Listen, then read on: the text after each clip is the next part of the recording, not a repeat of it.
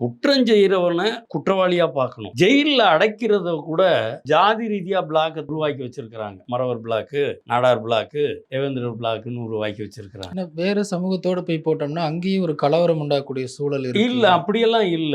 அப்படி இருந்தாக்க நீங்க தானே கட்டுவோம். உங்க கட்டுக்குள்ள ஜெயிலுக்குள்ள இருக்கிறத நீங்க ஜாதி பிரிச்சு வச்சீங்கன்னா அப்புறம் என்ன வரும்? சில தனிப்பட்ட குடும்பங்கள் சண்டைகள் பின்னால ஜாதியா மாறி இருக்கும். தனி நபர்களுடைய சண்டை ஜாதியா மாறி இருக்கும். இதுக்கு வேறு என்ன அப்படின்றத கண்டுபிடிச்சு அதை களையணும். முதல்ல அந்த தப்பு செய்யறவங்க மேல கடுமையான நடவடிக்கை எடுக்கணும்.